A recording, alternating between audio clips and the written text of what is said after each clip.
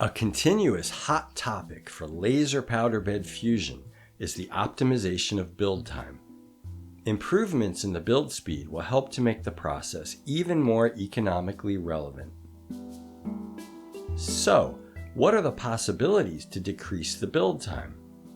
Some suggestions include heating of the build chamber, adding additional laser sources, and modifying the powder via additives. However, all these options influence the microstructure, thereby affecting the part's mechanical properties.